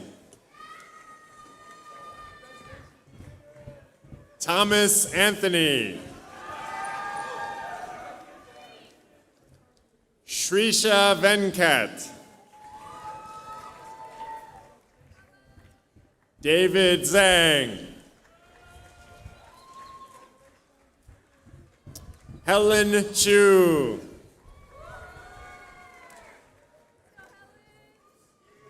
Shantanu Fadke. Abhishek Manglal. Mehdi Kazi. Noah Lopez. Brett Kuband. Johnny Lay. Kevin Shee.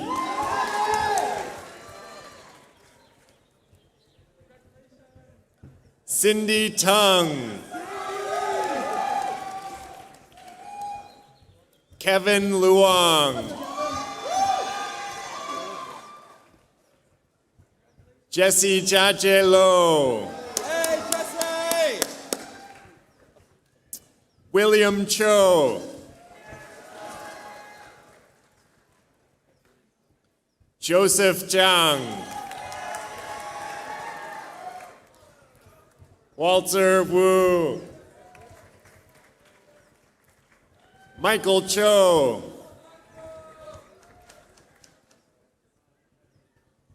Annie Tsai.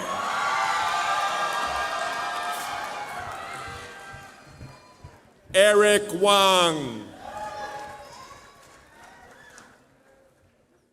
Andrew Powell.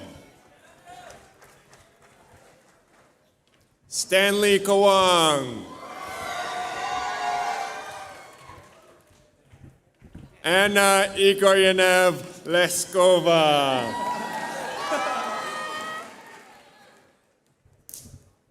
Kevin Bunarjo.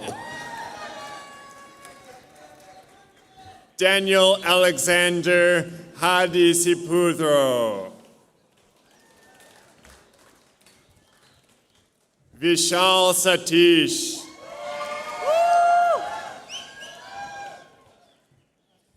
Nicholas Vegasa. Vish Ramamurthy.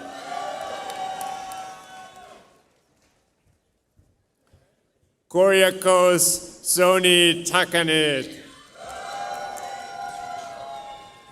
Deepa Halder. Unaga Rajan. Vinay Satish. Sulil Vavari. Pasha Minkowski. Morton Hay. Jason Leong. Justin Kim. Jamie Nee.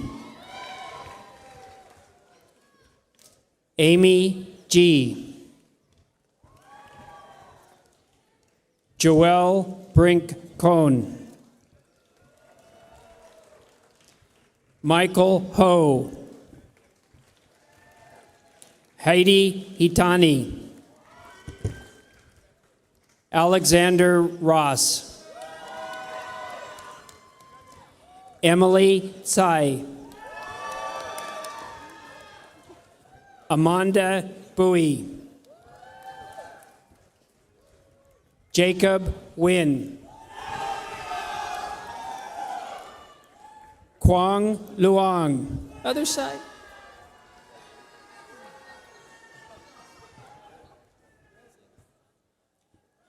David Bowie. Marissa Leong. Betty Chang.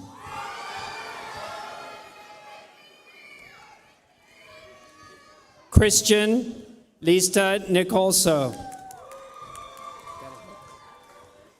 Yvonne Velkowski. Kevin Lowe. Rahan Zhao. Katie Wu. Melody Valdez. Raymond Ng. Brian Song. Xiao Ma. Philip Merdita. Lance Xing.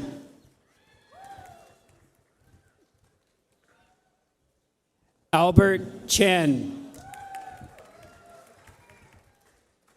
Brendan Lee. Vincent Villano Leono. Nadini Krishnaswamy.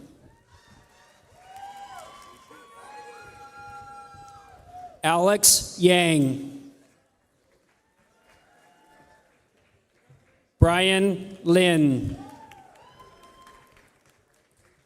Ian Lee. Rujing Lee. Safkat Dulal. Kevin Lee.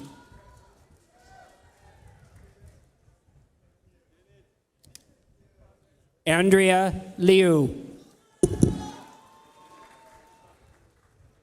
Fabiola Lopez. Bill Wang. Timothy Sivaranan. Jacob Fix. Yuki Mizuno. Vinyesh Muruganathan. Albert Phone. Emily Gao. Nancy Yunsin Chang. Louis Leung. Rawan Jainuia. Jiwung Steve Choi. Warren Tian. Eduardo Garibay. Carl Dong. Alice Wang. Valentine Wallace. Alexander Shan. Andrew Zhang. Justin Kang. Wesley Wan. Jim Liu. Benjamin Zhang. Christopher Hinrichs. Kevin Royston. Adam Victor.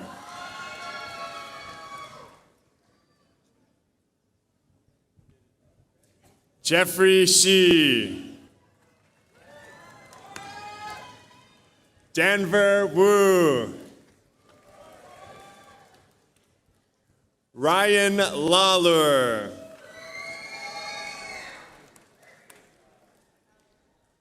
Samyukta Raman. Satoko Ayabe.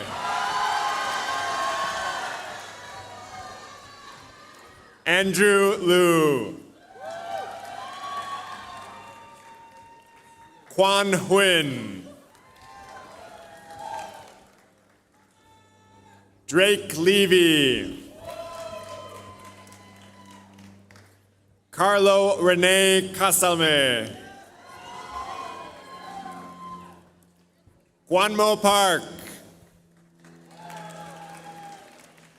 Irene Lee.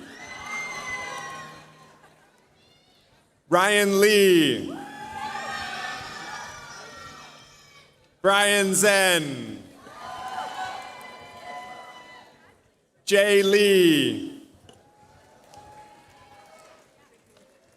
Courtney Boo.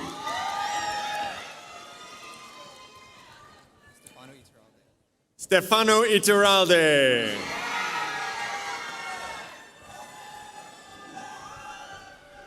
Irene D. Yunyi Huang. Tai Khan. Anup Baliga. Nikhil Dilip. Austin Leung. Kevin Cheng. Yunjae Cho. Bu Hui Moon. Matei Shabo. Eric Zhang. Cody Zhang. Peter Xu. Manas Agarwal. Michael Ju.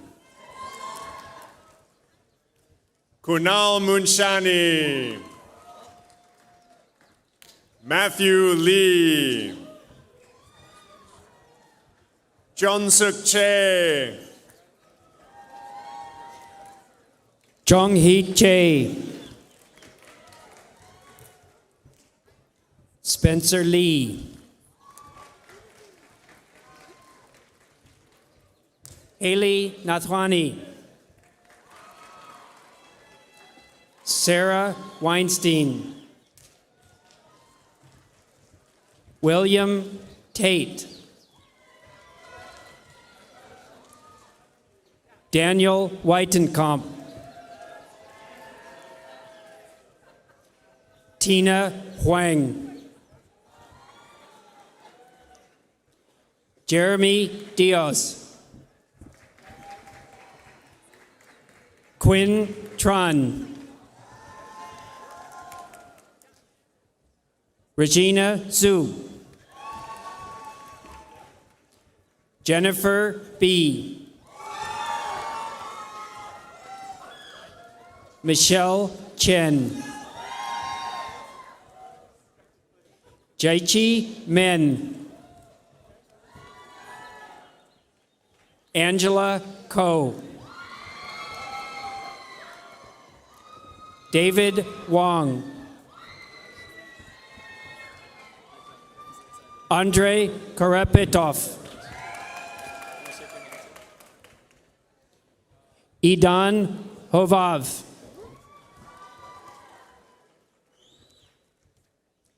Benjamin Murphy. Juwon Kim. Lillian Chow. Zishuan Go. Albert Roger Bewerley. Jack Yang. Ezzy Shriram. Ani Sarumpudi. Rishab Wason. Siddharth Seth. Tejas Kanan. Kelly Wong. Faith Zito. Kenneth Cow.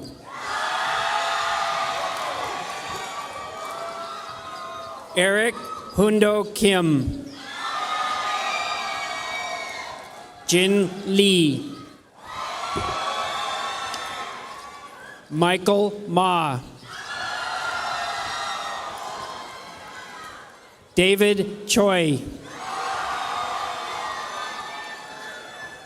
Vincent Chen. Shiv Patel. Siddharth Mehta. Ranuk Maudi.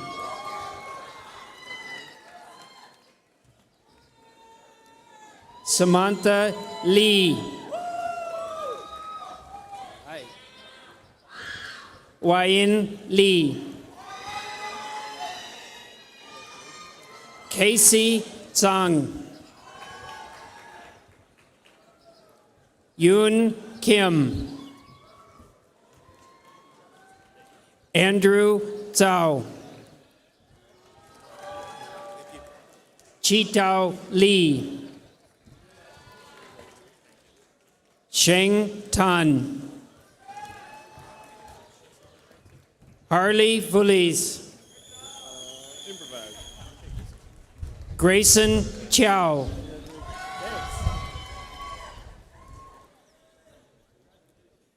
Baran Oguz. Anna Chu.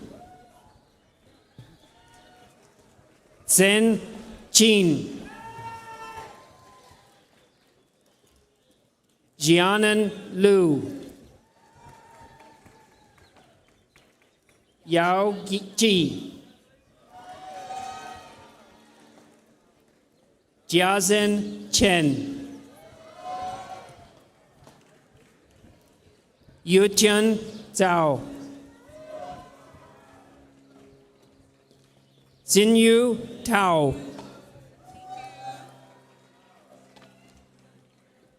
Chen Meng. Yu Chao Bai. Roy Jin. Tony Nai. Anne Lai. Deborah Yang.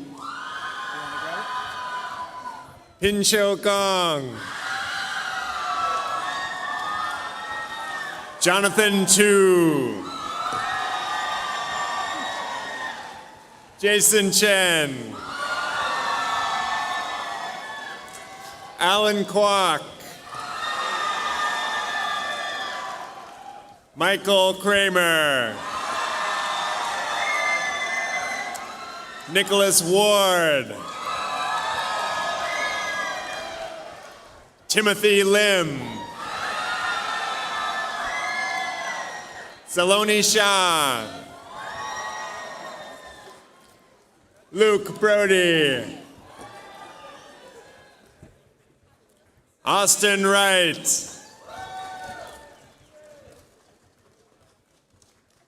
Stephanie Chowdano Dafara. James Lin. Tom Cheng. Lisa Chan. Wei Jie Li. Rohan Sikdar.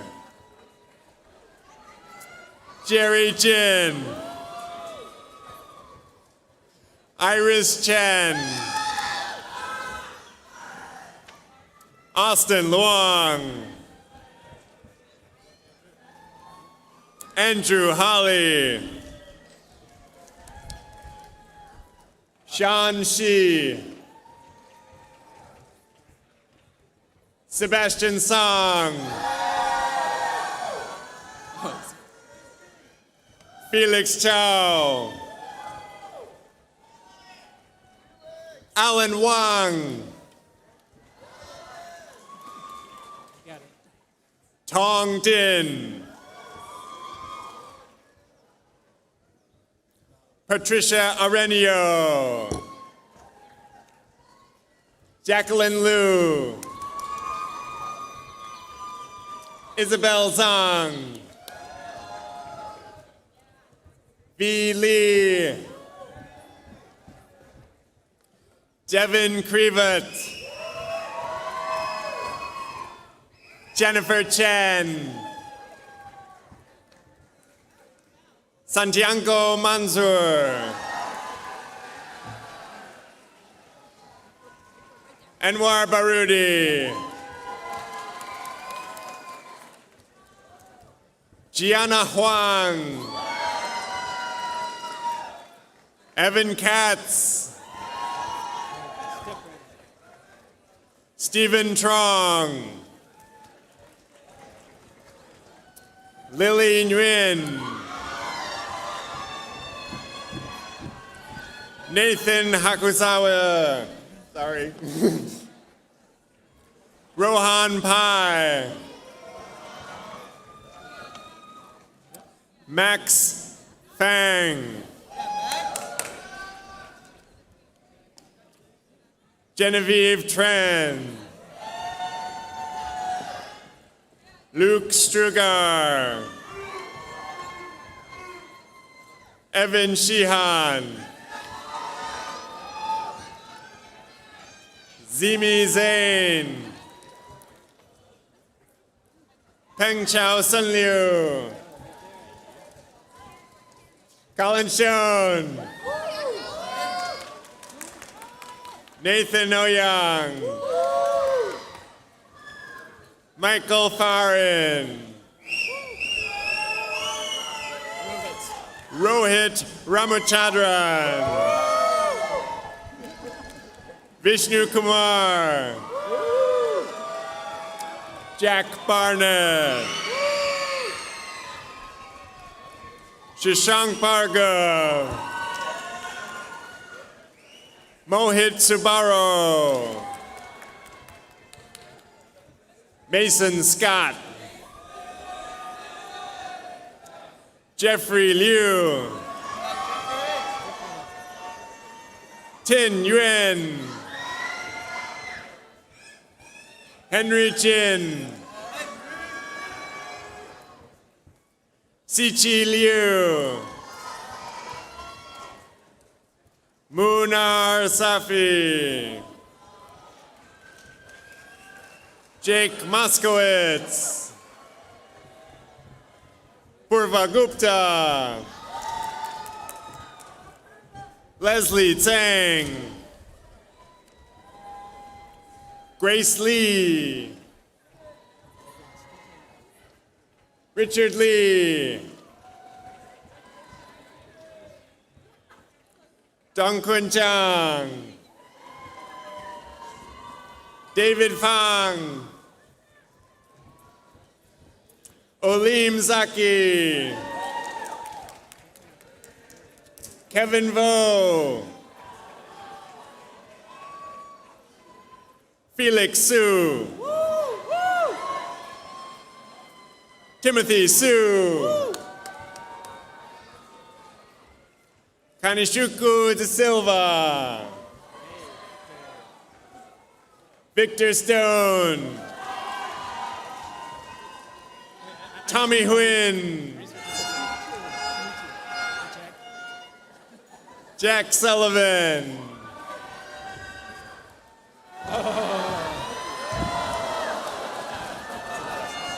Carrie Schwartzstein,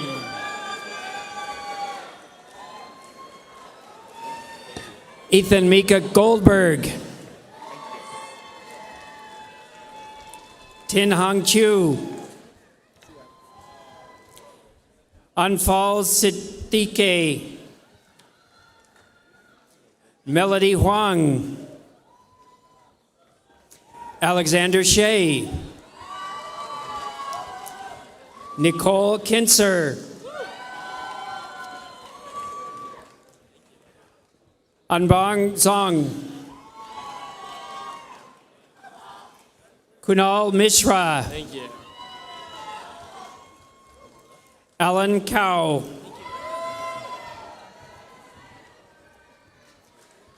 Minjian Liu.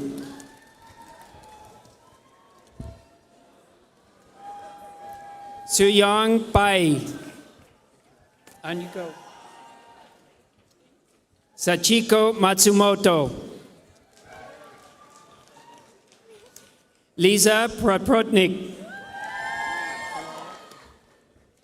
Megan Carey. Joseph Logan. Elena Bayou Grossman. Norman Moo. Nadia Baruti. Anusha Syed. Samrid Saluja. Maz Udin.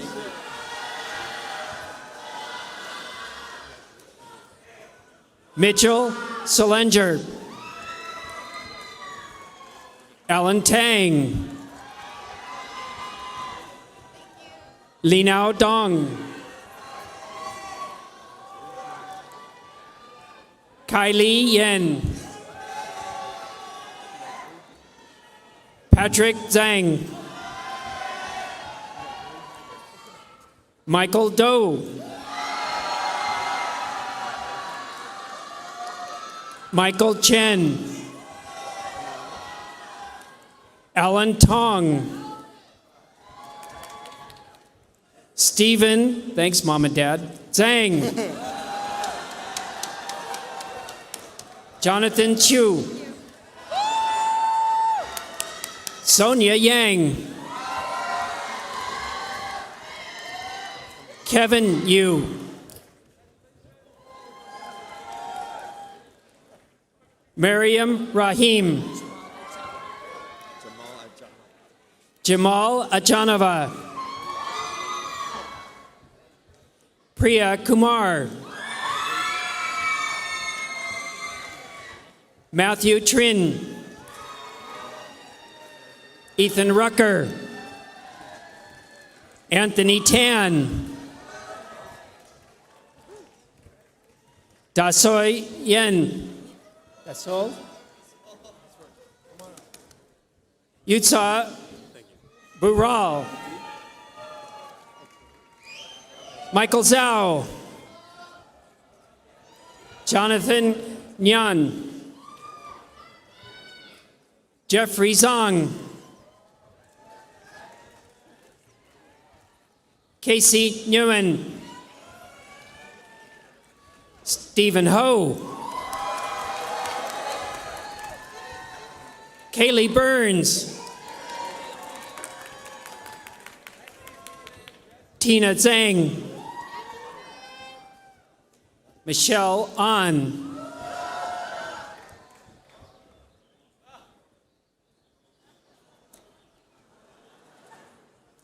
Robert Zhang. Lakshay Badlani. Justin Kirk. Ace Howe.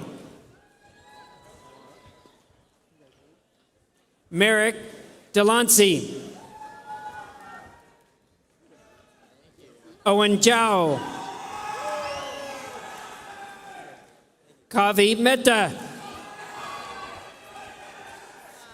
Sanggang Wee. Emily Peterson. Caroline Kim. Omkar Rajay. Ali Nozo. Zuhair Musu. Jason Hu. Jennifer Yip.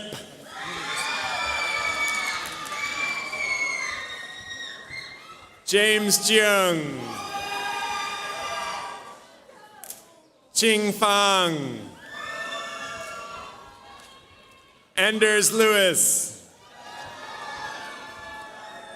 Swapnil Tombre. Emran Jamir. Michael Dong. Meghna Dasgupta. Thomas Lee. Ashton Tang. Ika Lo. Justin Liu. Sanjay Srikumar. Vivek Mohan Srivats. David Harrison. Dante Tam. Colin Wong. Rocio Francesca Guerrero. Kimberly Bork.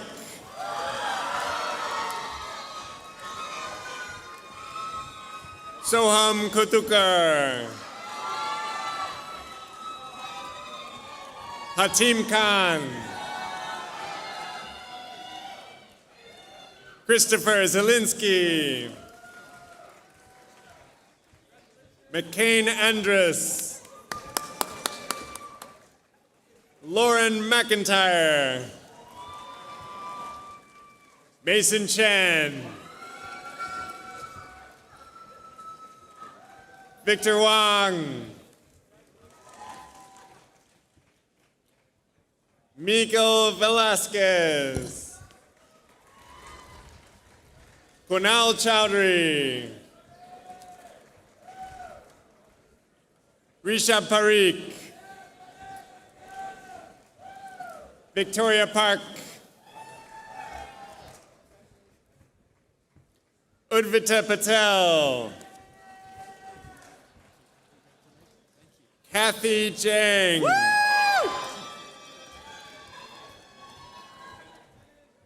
Rohan Singh Nichavan. Jackson Wen. Amelia Martin. Greta Huang. Tatevik Stepanyan. Elisaveta Tremsenia. Yitung Chang. Catherine Chang. Phoebe Chang. Kian Love Mom and Dad Wan. Minjung Kim.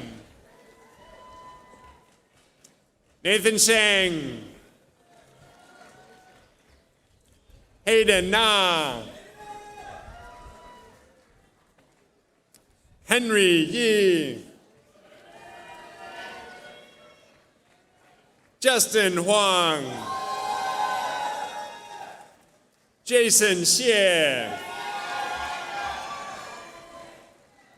Druel Badani.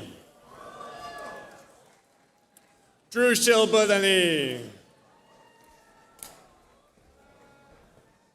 Alexander Kamgar. Emilio Orea. Tara Kalisa.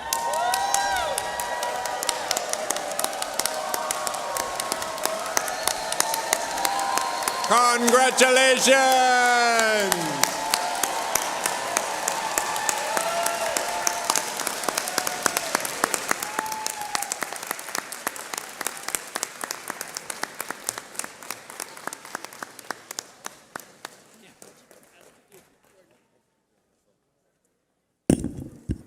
Now, for the best part, but before we confer the degrees, let me remind everyone that there's a party, a reception at Memorial Glade afterwards, just down the hill, so please do stay and enjoy the moment with your friends and family.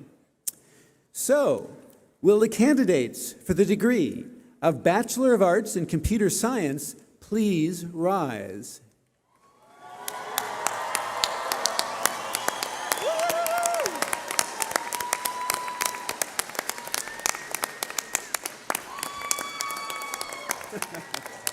So, by the authority invested in me by the President of the University of California and by the Chancellor of the University of California at Berkeley, I hereby grant you the degree of Bachelor of Arts in Computer Science.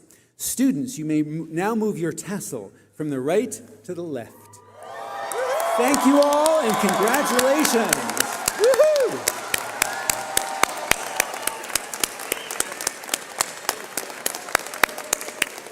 So, see you at the party at Memorial Glade.